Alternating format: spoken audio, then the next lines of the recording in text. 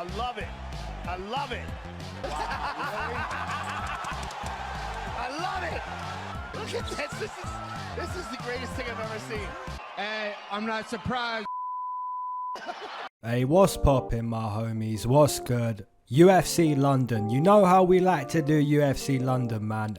100% I'm gonna profit on this card. There's no way I lose a UFC London, you know what I'm saying? That doesn't happen. This is gonna be a Money City card. Now, before we get into breaking down the matchups, we've gotta go to Money City. Let's go to Money City. Alright, the first Money City comment we've got Dustin Jacoby and Burgos. Man, I think we probably lost the Burgos fight, but we got the robbery. We got the robbery, and that's money. Let's go. Next Money City comment is from my boy Eric. My boy Eric is always delivering the money, always. And this time he went for Ricky Simone and Bill Algeo. That's money. Let's go. Dr. Kendrick went for Ricky Simone as an underdog. A lot of people taking that underdog shot, and it's money. Let's go. Alright, we've got Broke Bets, another guy that likes to deliver. Money City. Always going to Money City is Broke Bets. And he went for Burgos and Soriano at plus 116. Again, you know, the Burgos one, we probably didn't win that fight, but if we can take a robbery, we're gonna take the robbery. So yeah, that's money. Alright, we've got Albert Pepin, Dustin Jacoby, Ricky Simone and Shaw over 1.5 parlay. That's money. Alright, another Money City comment. This one's a double dog. Hey, double dog. Okay, and it's the first Money City comment. Hope it goes well. It did. Dustin Stoltzfus and Lauren Murphy. Double dog Money City. That's nasty. That's real nasty. Alright, this one's my boy Josh Hogan, the Money City champion. Look at the amount of dogs. And he should have hit the Jourdain one. Look at the amount of dogs. Ricky Simone, Murphy, Schnell, Lee. Oh my goodness. And the parlay hit. That's money. Alright, moving into another Money City comment. We've got I'm only glued to my shoes to keep the smoke low from D. He went for Soriano, Burgos and Yair. Hashtag Money City. Hashtag we need Charles and Islam. We've got that. Hey, that's money. Okay. Alright, next Money City comment is from Maruna. My picks for this event are simple and straight up locks. Emily Ducote, Ricky Simone, Puna, Lee. 2 faves, 2 dogs. That's money. Okay. Hey, straight up locks. Straight up locks. Okay. It smacked. It did smack, so that's money. My goodness, guys. The amount of Money City comments. You guys have got to chill. Alright, we've got Jacoby. That's an underdog. Murphy. That's an underdog. Yeah. That's an underdog. Hey, Matt. Bro, that is money, okay? That's money. And the last Money City comment is from Hickstar. And Hickstar always delivers these comments every week. And he smacked this one. Completely smacked it. Dustin Stoltzfus, that's an underdog. Dustin Jacoby, that's an underdog. Lauren Murphy, that's an... It's money. It's money, okay? Alright, my homies, be sure to drop down your Money City plays in the comment section. Let's break down this UFC London card. Let's go. Alright, moving into the first matchup on this card, guys. We've got Nicolas Dalby taking on Claudio Silva. Essentially, what you've got with this matchup is 2 older fighters. You know, you've got a 39-year-old Claudio Silva taking on a 37-year-old Nicolas Dalby. So looking at the styles of these fighters, with Nicolas Dalby, it's going to be karate. And with karate, you know, sometimes may be good, sometimes may be shit. You look at his performance against Jesse Ronson, you know, flatlined. You look at his performance against Daniel Rodriguez, and some people might not agree with the scorecards in that fight, but you look at the karate style of Nicolas Dalby, it was kind of difficult for Daniel Rodriguez to land his shots. Now on the flip side, you've got Claudio Silva, who isn't a striker. This guy's a jiu-jitsu player. So stylistically, if Claudio Silva wants to do well in this type of matchup, he would probably have to get this fight to the mat. But looking at his performances against James Krause and against Court McGee, didn't look too good late in the fight. And that's maybe because the guy is 40 years old. Shouldn't be competing on the feet, you know. This guy's not even a striker. Like I said, guys, with the karate players, sometimes may be good, sometimes may be shit. I think against a 40-year-old Claudio Silva, the karate should be good. You know, it should be good to go on the feet in this matchup. So I'm going to side with Nicolas Dalby to win this fight. Alright, moving into the matchup between Mandy Bohm taking on Victoria Leonardo. Now, looking at Mandy Bohm in her UFC debut, it wasn't great. Right, against Ariana Lipski, kind of got overpowered in that fight. I have to give Ariane Lipski a lot of credit though, you know, she looked super powerful that night. Kinda looked a little bit juiced, right? Just a little bit, right? But yeah, the story of that fight was just pure power, pure size, grappling ability. Mandy Bohm didn't really perform to her level, in my opinion. Now on the flip side, you've got Victoria Leonardo. This girl hasn't won a fight in the UFC. Anytime that Victoria Leonardo has fought like good competition, Miranda Maverick, Mano Fiorot, Erin Blanchfield, Melissa Gatto, anytime Victoria Leonardo has fought good competition, she has lost that fight. Now, would we consider Mandy Bohm like in that same category? Would we put her in the good competition category?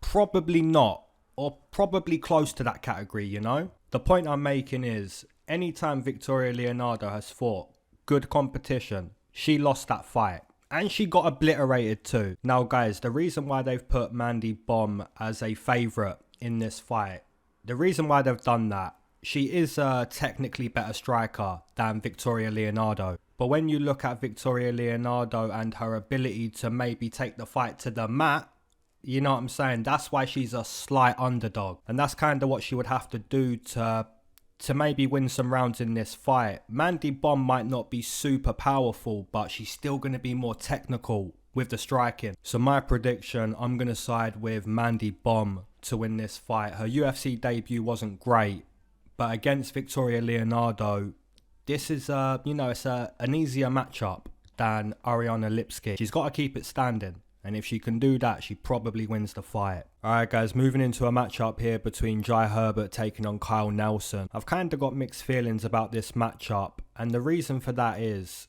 Jai Herbert got completely dusted like 2 months ago, 3 months ago. And he took a horrible amount of brain damage against Francisco Trinaldo with that knockout. He got completely dominated by Renato Moicano. You know, Jai Herbert kind of gets beat up a little bit. Now, the reason why my feelings are mixed, Kyle Nelson hasn't been inside the octagon in like 2 years. And some people might look at that and think, that's not good. You know, he's been inactive. He's not going to look good. But if you look at what Billy Quarantillo done to Kyle Nelson, it's kind of understandable that he would take some time off. You know, he kind of gave him some bad brain damage, the way Jai Herbert's getting the brain damage. So look at that how you will, you know. Do you look at that and think it's a good thing that Kyle Nelson took the time off? Or do you look at Jai Herbert and say, you know, this guy got dusted, but he lands his head kick. It's kind of good that he's getting another shot so soon, you know. Like I said, guys, I'm kind of mixed feelings about it. And I'm probably not going to lay money on this fight because of that.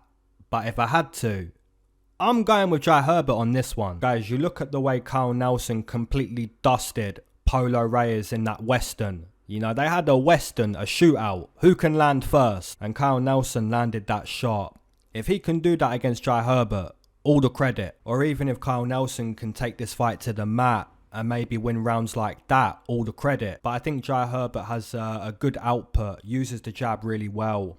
And that should be the story every round, you know. I think he's just going to pick him apart from distance. So my pick, Jai Herbert to win this fight. Alright, moving into a matchup here between Muhammad Mokaev taking on Charles Johnson. My prediction in this matchup, I'm going to side with Muhammad Mokaev. And the main reason why I'm going to do that, I just think this guy's gonna fight for a title. This guy's going to be a champion. I think he's the real deal. And some people might look at that statement and think, you know, you're getting ahead of yourself a little bit. But to that, you know, I predicted this guy would fight for a title before he even fought in the UFC. You know, I was breaking down the fight against Cody Durden. And I'm saying, you know, this guy's going to fight for a title. So best believe he's going to beat Cody Durden. And then he goes out there and gets it done within a minute. You know, that statement looks pretty good now. But yeah, Charles Johnson, this guy's getting some nice wins over in LFA, but yeah, I think this is a different fight. I think he's going to be taken to the mat. And even if he wrestles well with Muhammad Mokaev, I think Muhammad's a good chain wrestler. He's got the cardio, he's got the heart, he's got the mindset.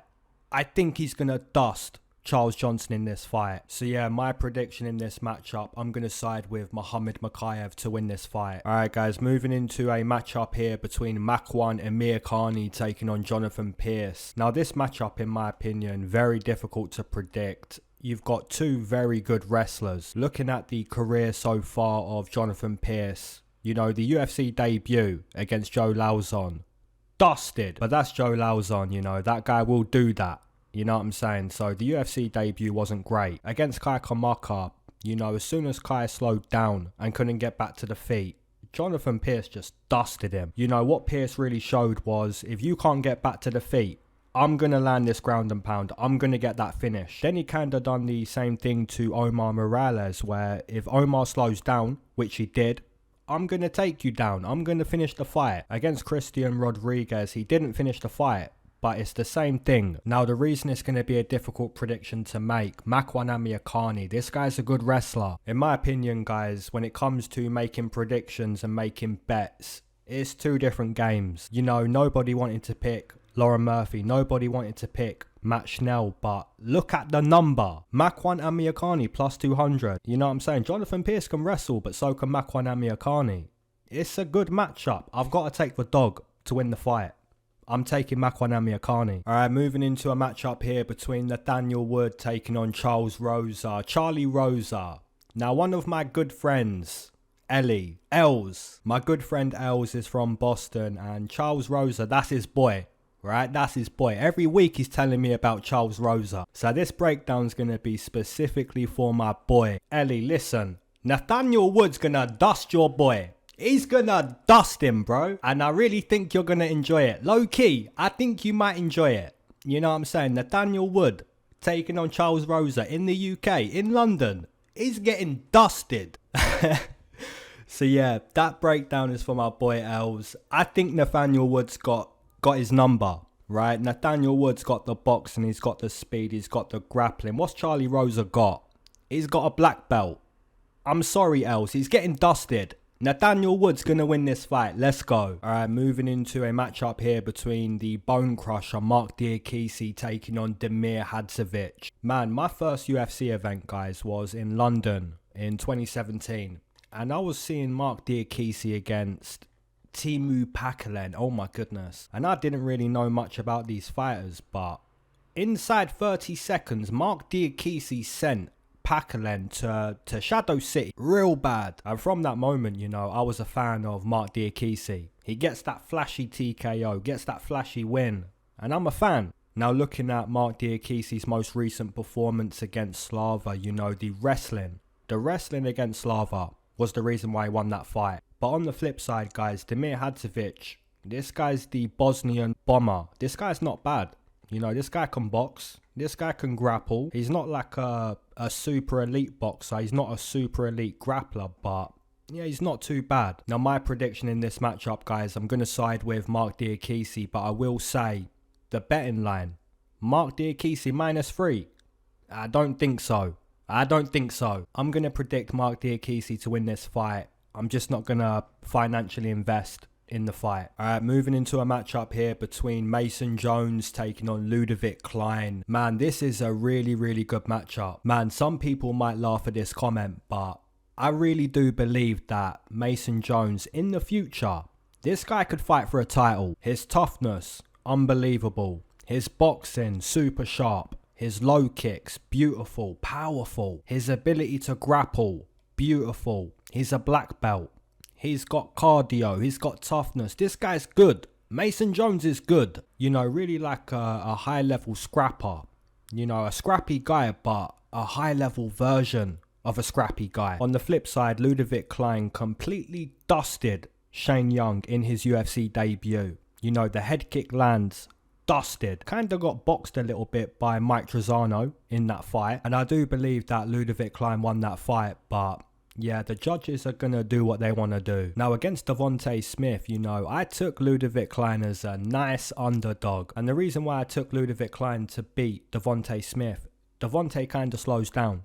So you've got a big underdog, and it's kind of close to a 50-50 matchup. That's where you make your money in the UFC, right, as a gambler. Now, Ludovit Klein might look good in round one. You know, the boxing might look pretty good. The high kicks might land. He might look pretty sharp early in this fight, but my pick's going to be Mason Jones because I think Ludovit Klein's going to slow down, and I think that's where Mason just beats him up. Might take him to the mat, I think he's going to dust him round 2, round 3. So my prediction, I'm going to side with Mason Jones to win this fight. Do I like minus 330? Do I like minus 3? Not really pre-fight. Now if Mason Jones can lose round 1 and I can get like minus 130, minus 150 in play, maybe I play that. But yeah guys, my prediction, I'm going to side with the Dragon, Mason Jones, to win this fight. Alright my homies, you know what time it is, and if you don't know, now you know. If you waited to smoke with me, amen. If you've been smoking this whole time, double amen. If you're not a smoker but you enjoy the smoke breaks, that's a triple amen, gang. Let's go. Hey, I hope you guys are doing well, doing blessed, having a good day, having a good week. Hey, the UFC card last week, that was a madness. That was an absolute madness. And a few people in my comment section, even one of my boys in the Discord group, Jojo, quite a few people experienced their first UFC event live last week, I feel. And man, what an event. What an event to experience for your first time. My goodness. Last week was a madness. And I'll be honest guys, like when I looked at the card last week, I was thinking, you know, how do we make money on this card? How is this card going to play out? Then it clicked. You know, it clicked in my brain like, this is a minefield card. This is an underdog city card, you know what I'm saying? And it kind of played out like that, you know, just a crazy event. Now guys, the London cards. You know how we do the London cards. It's going to be a madness. It's going to be a great event. It's going to be as good as last week. So make sure you're doing your research on all of these fights. You know, try to put together the right bets on this card. It's going to be a good one. And if you want to see where I personally believe the real Money City plays are going to be sure to check the Patreon. Alright my homies, be sure to drop your Money City comments too. Let's go, let's break down this main card. Alright, moving into a matchup here between Paul Craig taking on Volkan Oezdemir. Guys, let's just spark the blunt for Paul Craig. Let's just spark the blunt. Guys, let's be honest, Paul Craig is really the 205 Scottish version of Charles Oliveira. Is he not the Scottish version of Charles Oliveira? This guy just wins. He just wins. You know, what am I supposed to say with this matchup? What am I supposed to say with a Paul Craig breakdown? Paul Craig's not a good striker. Paul Craig's not that good, but he just wins. He just wins. Volkan Oezdemir used to TKO people, and he kind of TKO'd Latifi pretty bad, but Latifi doesn't just win like Paul Craig. Paul Craig just wins. You know, he's the Scottish version of Charles Oliveira, and it makes no sense. How do you beat Paul Craig? You know, this guy has really good jiu-jitsu. That's all he has pretty much. And it wins. I'm going to make a prediction that I don't feel good about. I never feel good about. But I'm still going to do it because it feels more normal than picking Paul Craig. It just feels like I'm supposed to pick against Paul Craig and then be amazed. That's the script. That's the script. I'm picking Volkan Oezdemir to stay on the feet, which he probably won't. If he stays on the feet, he's going to win the fight against Paul Craig. You know what it is with Paul Craig, guys. Don't bet against him. Don't bet for... Maybe you do. Maybe you cash every time on Paul Craig. I'm picking Volkan Oezdemir. Alright, moving into a matchup here between Molly Mccann taking on Hannah Goldy. Now, guys, if you want to see what a meatball looks like in women's mixed martial arts form, or if you want to see what a pit bull looks like in women's mixed martial arts form, that's going to be Molly Mccann. You know, this girl's a little meatball, a little pit bull. She's gonna dust Hannah Goldy. She's gonna dust her. Man, Hannah Goldy's she's not really about this life, in my opinion. You know, she looks like she's about the life. She's got the juiced up biceps, the juiced up shoulders. But Molly Mccann, you know, spinning back elbow. She's a little meatball. She's a little pit bull. She's gonna win this fight. Not because she's really good. She's just a pit bull. Like I say, she's going to get in your face. She's going to be aggressive. So really, I'm asking myself, will Hannah Goldy be able to compete with the pit bull? Will she be able to wrestle and strike with the pit bull? I'm going to say no to that question, guys. You look at her win against Emily Whitmire. I think Emily Whitmire is more like a Great Dane.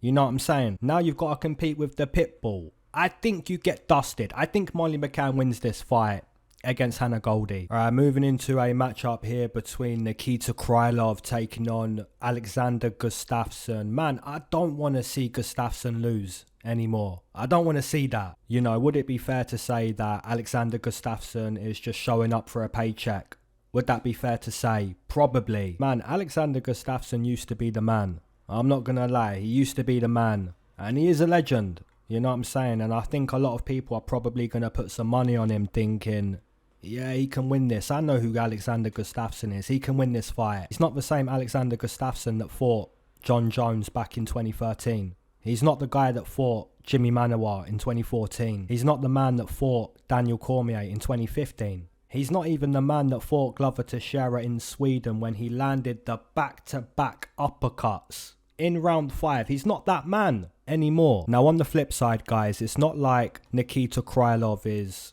super good. Nikita Krylov always has close fights. And even in the fights where he looks like he's winning the fight, Paul Craig, right? Alexander Gustafsson's not going to do that, right? But still, the point I'm making is, if you're going to bet Nikita Krylov thinking, yeah, this is easy money, if you're going to do that, I kind of think it's the same vibe as Matt Schnell and Sumadaji. You know, you're trying to fade rather than bet for. In gambling, you have to fade and bet for, right? If you're just trying to fade Alexander Gustafsson, you still have to rely on the ability of Nikita Krylov. You still have to see Krylov doing well in this fight. And when you go and look at the Nikita Krylov fights, all of them are close. All of them are close fights. They're good scraps. So this one might be a close one. Alexander Gustafsson might look good for the first time in a long time. He might. I'm gonna do it, man. I'm gonna pick Alexander Gustafsson to win this fight. If he can just show up and look good one more time, just one more time in your UFC career, I'll be happy. You know what I'm saying? I'm picking Gus. Alright, moving into a matchup here between Paddy Pimblett taking on Jordan Leavitt. Oh, Paddy the baddie. He's getting dusted. Jordan Leavitt, my bro, you are getting dusted. Here, Paddy Pimblett, lad, he's the new cash cow, lad. Here, I'm gonna absolutely murk you. That's Paddy, bro. Right, that's the Scouse accent. Paddy Pimblett, he's gonna dust him. Complete dusteration. What's Jordan Leavitt got for Paddy Pimblett? What's he got?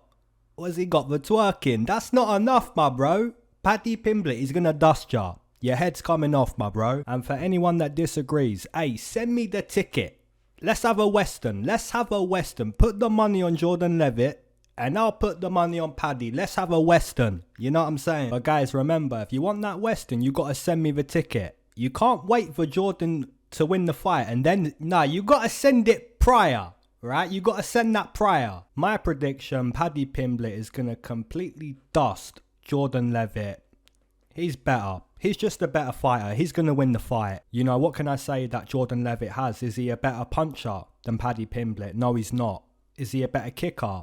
No, he's not. Is he a better wrestler than Paddy Pimblett? Probably not. Does he have better jiu-jitsu? No.